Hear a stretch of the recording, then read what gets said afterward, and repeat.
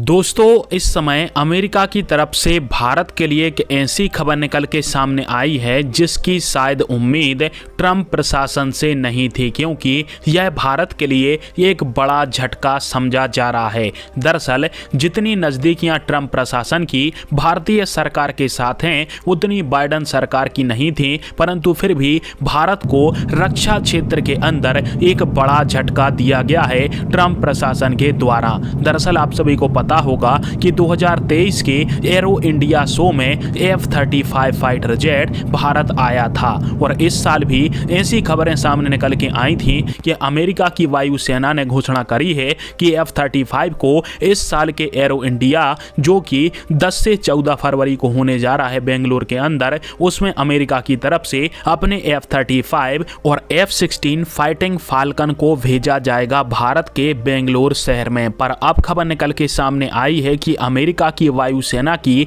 जो आधिकारिक वेबसाइट है उसने यह घोषणा कर दी है कि अमेरिका अपने F-16 और F-35 को भारत के एरो इंडिया में नहीं भेजने वाली है। और इसके पीछे वजह क्या है इसकी भी कोई पुख्ता जानकारी उन्होंने नहीं दी है और इसको भारत के डिफेंस सेक्टर में एक बड़े झटके के तौर पर देखा जा रहा है, क्योंकि अमेरिका ने अभी तक ऑफिशियली तौर पर F-35 को भारत के लिए ऑफर नहीं किया है, पर ऐसे कई सारे संदेह जताए जाते हैं कि अमेरिका एरो इंडिया 2023 से ही भारत को F-35 बेचने का प्रयास कर रहा है और भारत को 5वीं पीढ़ी के फाइटर जेट की आवश्यकता भी है। हालांकि कई सारे जो एक्सपर्ट हैं उनका दावा ऐसा है कि रशिया अपने Su-57 को पहली बार भारत भेजेगा एरो इंडिया 2025 में, जिसके कारण से अमेरिका ने अपने फाइटर जेटों को वापस बुलाने का ऐलान कर लिया है। हालांकि इस बात को पूरी तरीका से सही कहना बिल्कुल भी सच नहीं हो सकता है, क्योंकि अमेरिका की वायुसेना ने अभी तक कोई कारण नहीं बताया है